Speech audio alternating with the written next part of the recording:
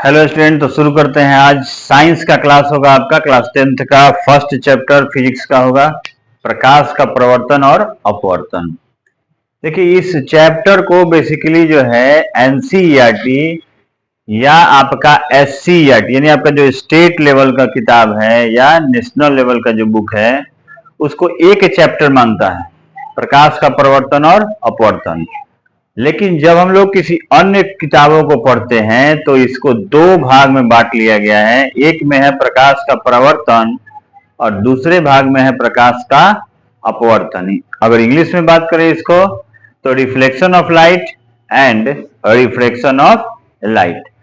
तो इस पाठ को हम लोग समझेंगे कि क्या है ये पाठ, और बेसिक से एकदम बिल्कुल स्टार्टिंग पॉइंट से आपको समझाने का प्रयास करेंगे।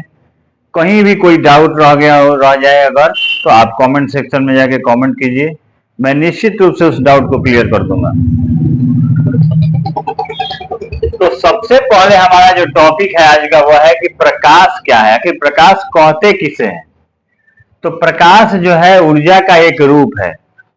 अब ये ऊर्जा का रूप क्या है, तो जिसकी सहायता से हम वस्तुओं को देख पाते हैं।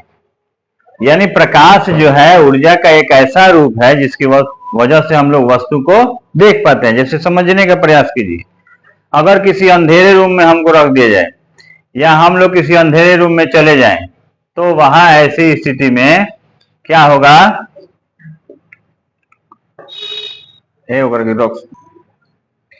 तो देखिए हम लोग इसको समझ रहे थे कि अगर दूसरे शब्दों में कहें तो प्रकाश वह कारक है जिसकी सहायता से हम वस्तुओं को देख पाते हैं।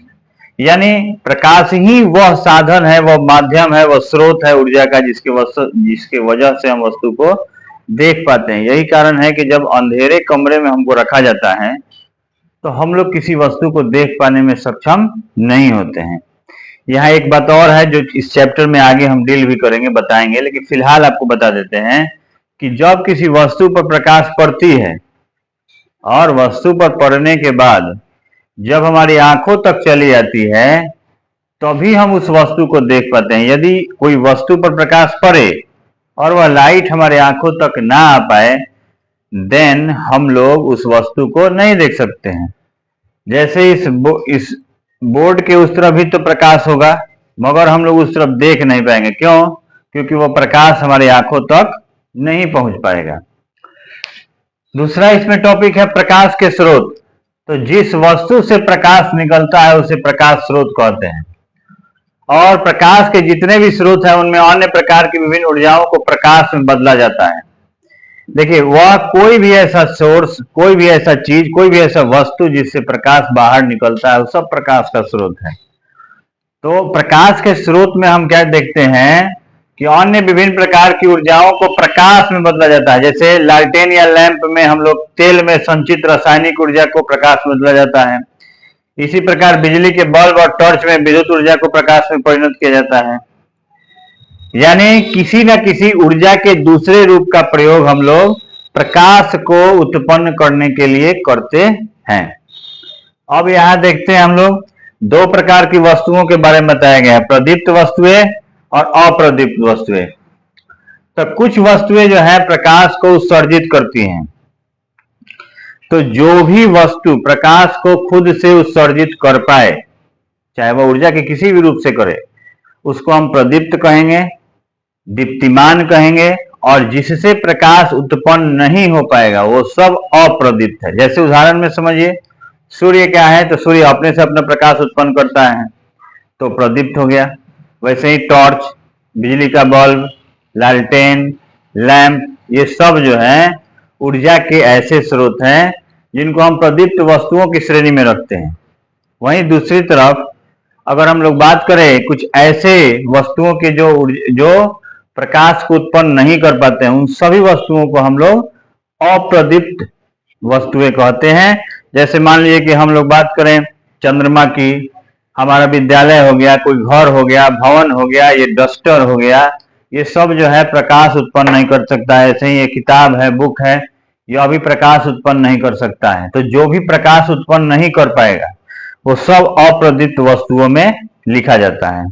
आपके ऑब्जेक्टिव क्वेश्चन में प्रदीप्त और अप्रदीप्त से कई बार सवाल पूछे गए हैं कि निम्नलिखित में से कौन से प्रदीप्त वस्तुओं का उदाहरण है या निम्नलिखित में से कौन सा अप्रदीप्त वस्तुओं का उदाहरण है। आपसे एक क्वेश्चन कई बार आस्किंग किया गया है। तो देखिए, जब अब हम लोग का अगला जो टॉपिक है वो है प्रकीर्णन। प्रकीर्णन क्या है? तो प्रकाश जब सूक्ष्म कणों पर पड़ता है, देखिए सूक्ष्म कण उन कणों को कहा जाता है जो बहुत छोटे होते हैं, इतने छोटे कि सिंपली आंखों से देख पाना संभव नहीं है। तो प्रकाश जब सूक्ष्म कणों पर पड़ता है तो वे उन कणों पर पड़ने वाले प्रकाश की कुछ ऊर्जा को क्या करते हैं? अवशोषित कर लेते हैं। जैसे सपोज कीजिए कि प्रकाश किसी सूक्ष्म कण पर पड़ा, तो सूक्ष्म कण जो है प्रकाश की ऊर्जा को अवशोषित कर लेगा और अवशोषित करने के बाद फिर उस प्रकाश को वह विकृत कर देता है, तो चारों तरफ फैला देता है। विकृत करना यानी चारों तरफ फैला देना। तो इस घटना को, इस प्रक्रिया को ही प्रकीर्णन कहा जाता है। इसको आप बहुत आसानी से समझ सकते हैं। जैसे आप कभी आपके घर में किसी छोटे से छेद से सूर्य का प्रकाश आया होगा घर में, तो आप देखे होंगे कि रास्ते में आने वाले जितने भी धूल कण है वो दिखाई देने लगते हैं। और नॉर्मली अगर हम लोग अपने आंखों से देखना चाहें ऐसे, तो दिखाई नहीं देते हैं। उसके दिखने का कारण यह प्रकीर्णन ही है, जो क्या करता है कि जब प्रकाश उस पर पड़ेगी, उस बिंदु पर, उस सूक्ष्म कण पर, तो थोड़े समय के लिए उसको तो अवशोषित करेगा, लेकिन उसके बाद उसको चारों तरफ विकृत कर देता है। और इस प्रक्रिया को ही प्रकीर्णन कहा जाता है। तो देखते हैं आगे क्या है। प्रकाश की किरणें, एक सरल रेखा पर चढ़ने वाले प्रकाश को प्रकाश की किरण कहते हैं। देखिए, वह प्रकाश जो केवल एक सरल रेखा पर सीधे गमन कर रहा है उसको हम लोग प्रकाश की किरण कहते हैं। और प्रकाश का किरण पुंज क्या है? तो प्रकाश की किरणों के समूह को प्रकाश का किरण पुंज कहते हैं। समझने का प्रयास कीजिएगा। प्रकाश की किरणों, देखिए प्रकाश का किरण जो है जब एक सरल रेखा में चलेगा तो उसको हम लोग प्रकाश किरण कहेंगे। और प्रकाश की किरणों के समूह यानी एक से ज्यादा प्रकाश की किरणें एक साथ जब चलेंगी तो उसको हम लोग प्रकाश का किरण पुंज कहते हैं। अब यह किरण पुंज जो है बेसिकली तीन प्रकार का होता है। अपसारी, जिसको डाइवर्जिंग बीम कहते हैं, समांतर किरण पुंज जिसको पैरेलल कहते हैं, और अभिसारी किरण पुंज जिसको कन्वर्जिंग बीम कहते हैं। अब इस तीनों को समझिए। जब यानी अपसारी किरण पुंज में प्रकाश की किरणें एक बिंदु स्रोत से निकलकर फैल जाती हैं। जैसे मान लीजिए कि टॉर्च का ये लाइट है, यहां से प्रकाश की किरण निकला और पूरा फैल गया चारों तरफ। या हमारे रूम में जो बल्ब होता है वह एक स्रोत होता है और प्रकाश पूरे कमरे में फैल जाता है चारों तरफ। तो उस प्रकार का प्रकाश जो एक स्रोत से निकले और चारों तरफ फैल जाए उसको हम लोग अपसारी कहते हैं, इंग्लिश में डाइवर्जिंग कहते हैं। और वे किरण पुंज जो एक दूसरे के समानांतर चलते रहती हैं, यानी बराबर चलते रहती हैं, बराबर दूरी होती है। समानांतर जैसे रेखा आप लोग पढ़े होंगे, उसे समानांतर किरणें जो बराबर दूरी पर चल रही हैं, न फैल रही हैं न सिकुड़ रही हैं, तो उसको समानांतर कहते हैं। और वे किरण पुंज जिनमें प्रकाश की किरणें एक बिंदु पर आकर मिलती हैं या मिलती हुई प्रतीत होती हैं, उनको हम लोग अभिसारी कहते हैं। एक उदाहरण से हम लोग समझ सकते हैं। अभिसारी का मतलब हुआ कि जैसे देखिए ये सब जा रहा है प्रकाश की किरणें और इसी एक बिंदु पर आकर के मिल जा रही हैं।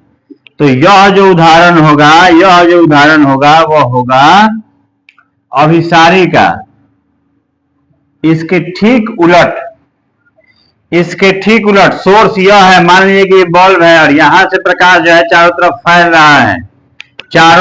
रहा है, तो इस तरह का जो प्रकाश का किरण होगा उसको हम लोग अपसारी कहेंगे। यानी एक स्रोत से चारों तरफ फैलाव जब होगा तो उसको अपसारी कहेंगे, और अलग अलग स्रोत से एक बिंदु पर आकर मिलेगा तो उसको अभिसारी कहेंगे। और जो बिल्कुल समानांतर हो, इस तरह से जाए समानांतर, बिल्कुल बराबर दूरी पर, ना फैले ना सिकुड़े, तो इस तरह के रेखा को हम लोग समानांतर किरण पुंज कहते हैं। तो इस प्रकार से किरण पुंज कितने प्रकार के हो गए? तीन। आज की क्लास में इतना ही रहेगा, फिर मिलते हैं नेक्स्ट वीडियो में। Thanks for your watching.